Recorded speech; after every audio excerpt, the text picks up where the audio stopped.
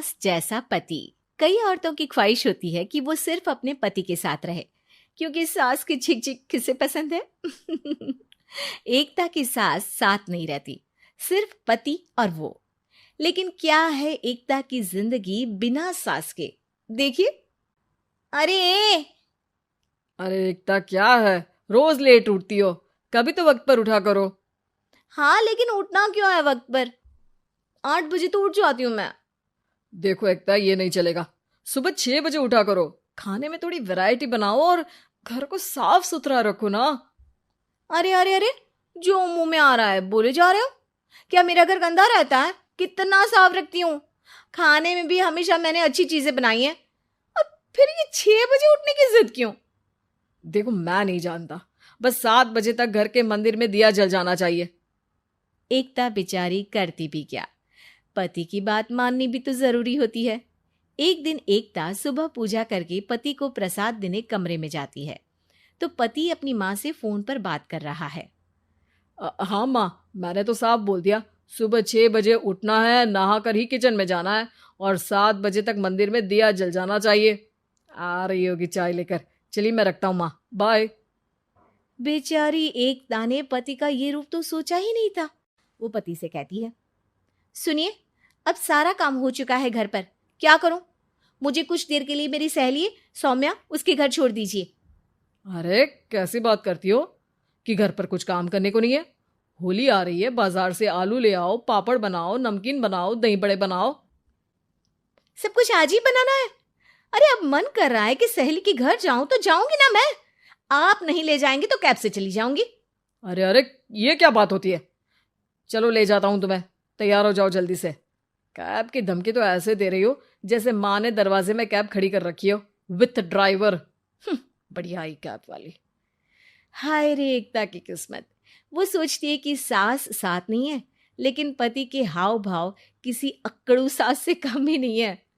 पति एकता को सहेली के घर छोड़कर कहता है, अच्छा सुनो, वक्त पर घर चली जाना और शाम को गर्मा गर्म पुलाव खाऊंगा मैं। बनाकर पहले ही मत रख देना, और हाँ, रायता भी बना लेना। हाँ जी हाँ, फिलहाल क्या मैं अंदर जा सकती हूँ? नाश्ता पेट भर करा दिया, दोपहर का खाना भी पैक कर दिया। पहले जो खाया है उसे तो पचा लो, दिन का खा लो, अभी से रात के खाने की चिंता में बाल न जड़ जाए कहीं। पति को एकता की बात पर गुस्सा तो बहुत आता है, लेकिन ऑफिस में देरी के कारण वो कुछ नहीं कहता। एकता सहेली के पास जाती है, जहां सास बहू बैठकर गप्पे लड़ा रही होती है। हाय सौम्या। नमस्ते आंटी जी। अरे वाह एकता बेटा, बड़े समय बाद देखी, कैसी हो? अच्छी हूँ आंटी जी। घर का सारा काम हो गया था, बोर हो रही थी, सोचा सौम्या से मिलती चलूं। हाँ हाँ बच्चों, तुम लोग बैठकर गप्पे लड़ाओ, मैं तुम लोगों के लिए नाश्ते पानी का इंतजाम करती हूँ। सास ये बोलकर किचन में चली जाती है। अरे एकता, कैसे आना हुआ? थोड़ी परेशान सी भी लग रही है, सब ठीक तो है ना? अरे यार, कहाँ ठीक हूँ। ना सोने मिलता है, ना अपने मन का कोई काम करने मिलता है। बस सुबह 6 बजे से किचन और रात के 12 बजे तक घर का काम। मेरी तो कमर ही टूट रही है। अरे क्यों मजाक कर रही है? तेरे तो मजे हैं, अकेली रहती है पति के साथ, न कोई सास न ससुर, न आस पड़ोस से मतलब। हम लोगों की सोच, जॉइंट फैमिली है, कितनी परेशानी होती है। अरे रहने देना, वो तो दिख रहा है कि कितनी परेशान है तू। सास किचन का काम कर रही है और तू सहेली से गप्पे। ऐसा कहाँ होता है यार। हाँ वैसे तू बोल तो सही रही है। सुबह थोड़ा सा भी लेट हो जाए ना उठने में, तो मम्मी जी किचन संभाल लेती है। पति तो जाते वक्त उठाते हैं कभी कभी मुझे। पर मेरी छोड़, तू बता, सास साथ रहने आ गई है क्या, जो सुबह 6 बजे उठना पड़ता है? पति तो तेरा 10 बजे ऑफिस जाता है। 4 घंटा खाना बनाने में लग जाता है क्या तुझे, एक लोगों का? अरे रहने देना यार, मेरा तो पति ही सास से कम नहीं है। सारा दिन का ड्रामा, अरे बातें सुनाना, बोलियां बोलना, कोसना, क्या क्या नहीं आता है उसे। यार मैं तो हैरान होती हूँ कभी कभी कि ये सास की आत्मा तो नहीं आ जाती ना इसमें। अरे परेशान हो चुकी हूँ। इतना ही नहीं, वो तो अपनी माँ से मेरी चुगली भी करता है। समझ गई। मतलब तेरे पति की गाड़ी चल यहाँ रही है, लेकिन रिमोट तेरी सास के पास ही है। अरे अब जो समझ, रिमोट है या कंट्रोल है, बस मेरा तो मुश्किल हो रहा है यहाँ रहना। सोच रही हूँ 2-4 महीने के लिए मायके चली जाऊं। क्या करेगी? 2-4-10 महीने बाद तो आना ही है ना यहाँ पर। तो क्या करूं, तलाक दे दूं क्या? अरे ये कोई सोल्यूशन नहीं है। तू अपने पति को सुधार भी तो सकती है। कैसे कैसे सुधारूं? सौम्या उसके कान में कुछ कहती है, जिसे सुन एकता खुश हो जाती है। अगले रोज, हाय रे, मेरी तो टांगे ही नहीं चल रही है। हाय हाय हाय, बहुत दर्द हो रहा है भगवान। अरे क्या हुआ एकता? रुको, मैं माँ से पूछता हूँ। लेकिन पति जैसे ही माँ से बात करके एकता के पास आता है। क्या नौटंकी है ये? क्यों रो रही हो? अरे कोशिश करो ना उठने की। ये काम से बचने के लिए जो नाटक है ना, बंद कर दो, वरना माँ आ जाएगी यहाँ पर। एकता की तो मानो मन मुराद पूरी हो गई। अरे हाँ हाँ, तो बुला लो ना उन्हें, जल्दी से बुला लो। मैं 4-5 दिनों के लिए आराम करना चाहती हूँ। चल तो सकती नहीं हूँ, खाना पीना कैसे होगा? अब क्या था, सासू माँ आ जाती है एकता के घर। सासू माँ, मुझे ये हमेशा बताते हैं कि आप कितनी हार्ड वर्किंग है। बस अब अगले 15 दिनों तक मैं आपको देखूंगी और आपकी जैसी ही बनूंगी। ये बता रहे थे कि आप 5 बजे सुबह उठ जाती हैं और अरे बेटा, कुछ ज्यादा ही नहीं बता दिया तूने। अब नहीं माँ, मैं चाहता हूं कि ये आपकी तरह तौर तरीके सीखे, जैसा आप मुझे बताती है ना। मैं तो हमेशा हॉस्टल में रहा, कभी देखा भी नहीं आपको, लेकिन मैं चाहता हूं कि एकता पूरी आपकी कॉपी बने, घर गृहस्थी आप ही की तरह संभाले। हैं? हाँ। तो अब माँ जी यही है, तो क्यों न कल से शुरू। लेकिन अगले दिन सास 9 बजे सोकर उठती है। बेचारा बेटा बाहर से खाना मंगा कर खाता है। शाम को घर आता है तो सारा घर बिखरा रहता है। अरे माँ, ये घर इतना बिखरा क्यों है? अरे वो बेटा, आज वक्त ही नहीं मिला किचन से। सुबह का नाश्ता, दिन का खाना, अब रात को तो मेरा मन ही नहीं है कुछ बनाने का, तो बाहर से ही ले आ, या दिन का जो खाना बचा है ना वही खा लेना। ओ माँ, इससे अच्छा तो एकता कर रखती है। भले ही आराम आराम से काम करती है, लेकिन आज तक मुझे बासी खाना नहीं खिलाया। खुद तो तुम 9 बजे उठी हो, वो तो फिर भी 8 बजे उठती थी। अरे बेटा, मेरे बस की नहीं है 8 बजे उठना। वो तो ना मैं झूठ बोल रही थी। मैं तो चली अपने घर। अरे कम से कम तेरे पापा मुझे सुबह की चाय खुद तो बना कर देते हैं ना। ना जी ना, मुझे नहीं रहना अपने बेटे के पास। ये बोलकर सासू माँ चली जाती है अपने घर और एकता की लाइफ फिर से सेट हो जाती है बहुत अच्छी तरह। सास बहू का रिश्ता। निधि और उसकी सास के बीच हमेशा किसी न किसी बात पर अनबन छिड़ी ही रहती है, जिसके चलते दोनों कभी एक दूसरे को समझने और प्यार करने की कोशिश तक नहीं करती। अरे मेरे तो भाग ही फुट गए जो ऐसी बहू मिली। हाय, मेरी तो जिंदगी बर्बाद हो गई। भगवान, या तो अच्छी सास दे देता या फिर गूंगी। इन्हें मेरे सिर बिठाकर कौन से जन्म का बदला ले रहे हैं भगवान। क्या बोली? वही जो आपने सुना। इतनी बड़ी हो गई कि सास से जुबान लड़ाती है। अरे यही सीख कर आई है क्या मायके से? अरे नहीं नहीं, उसके लिए तो ससुराल ही काफी है। मेरी सास ने मुझे बहुत अच्छे से जुबान लड़ाना सिखाया है। हाँ। सास बहू की तीखी नोक झोंक चल ही रही होती है कि दीपू वहां आ जाता है।